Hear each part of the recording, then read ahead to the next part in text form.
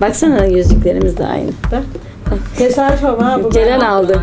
Bu da ben gümüş yazdıklarda Kolyesine çok bak. açtım ben. Benim kolyem de var. Demin dedi sizi de kavga etti mi dedi. Az önce seninle kavga ettik. Az önce seninle kavga ettik ya camide. Bana laf söyledin ya dedim. Aha dedim Ayşe gitti bir anket. Bir anket gitti. Yani Soru sorma emekçisiyiz. Yani sokaklarda, evlerde ve iş yerlerinde yapıyoruz. Bizim amacımızın farklı olduğunu zannediyorlar.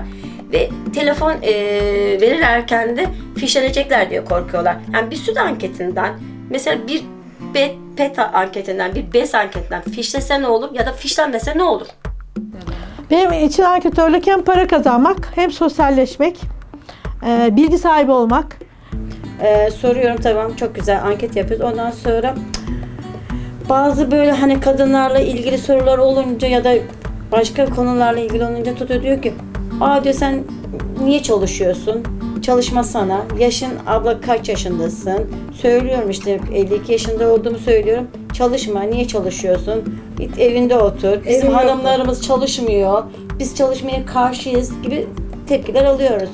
Yani Biz de teşekkür ederiz. teşekkür ederiz, çıkıyoruz. Ya ben teşekkür ederim çıkıyorum da bu kızıyor. Sahada ben daha sakinim de arkadaşım biraz sinirli. Bizim orada anlaşılıyor. Ben Lazım ya ondan dolayı. Ben de Sivaslıyım. O da Sivaslı ya. Böyle bazen ben çok şimdi mesela geçen Bazen sinirimizi, stresimizi ikimiz de bağırarak bir de kavga ediyoruz. kavga ediyoruz. Sinirleniyoruz birbirimize. Birbirimize sinirleniyoruz. Baktık ki sinirimizi onlardan alamıyoruz. Birbirimizden alıyoruz.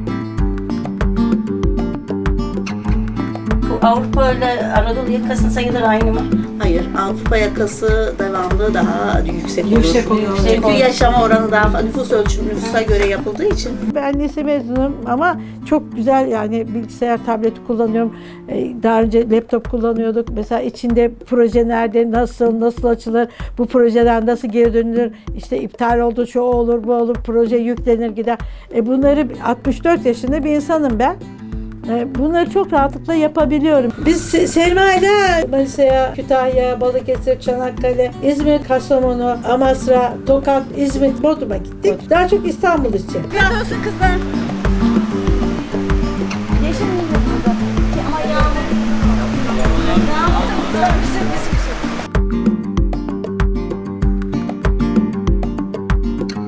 Türkiye'de fikir özgürlüğü diye bir şey yok.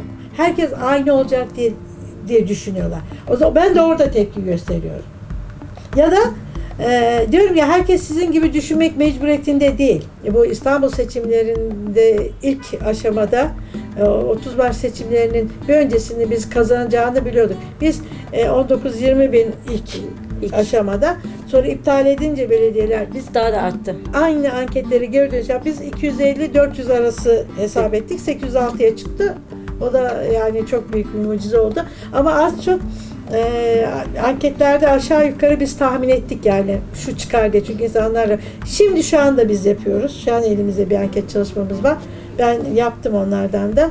Şu anda Cumhurbaşkanlığı seçiminde şıklarda Tayyip Erdoğan, Kılıçdaroğlu, Meral Akşener, Temel Karamollaoğlu, HDP. HDP var. Bir de kim var? Bir isimler var. Ekrem İmamoğlu var.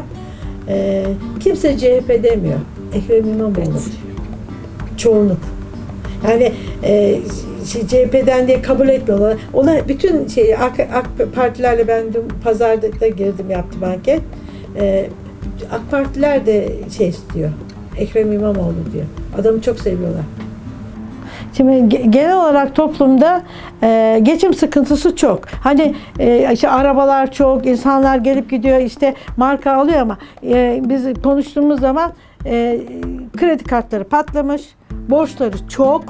Ondan sonra mesela saat 5'e kadar çalışıyorsun, 5'ten 7'ye kadar mesela bir dairede, resmi dairede memur olan adam 5'ten 6'dan sonra gece yarısına kadar gidip temizlik yapıyor. Şirket temizlikleri yapıyorlar.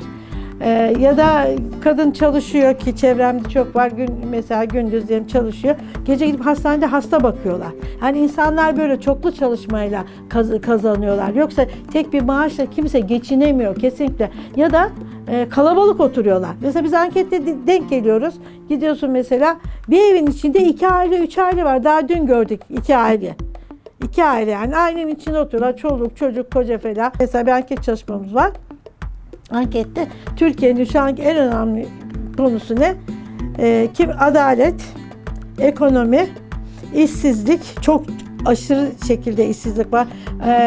Söylendiği gibi yani görüldüğü gibi de onun çok fazlası var. Eğer bir hediye götürüp anket yaparsan eğer Daha çok. anketi yapıyorlar. Çok hoşlarına gidiyor. Toplu iğne koy cebine.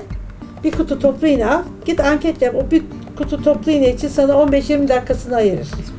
Ama git bir anket yapacaksın yani ben Hediyesiz. çalışıyorum yani hediyesiz yapmak istediği zaman da yapmamaya çalışırlar.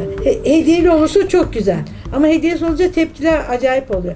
Bir de şöyle, Türkiye'de siyasi anket yapmak çok zor. Çok zor. İnsanlar isim ve telefon vermek istiyor. Beni fişleyecek misin diyor. Hatta- Sen beni fişliyor musun diyor.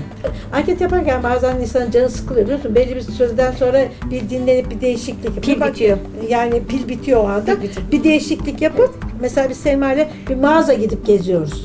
Kafamız bir dağılsın çünkü. Bir giyiniyoruz çıkartıyoruz. Sanki alacakmış gibi. Halbuki alımda ama değişiklik olsun. Ama soruyoruz. Ama fiyatları öğreniyoruz. Kişilere de soruyoruz alacak gibi. Alacak gibi böyle. Hadi geliyorlar. Get.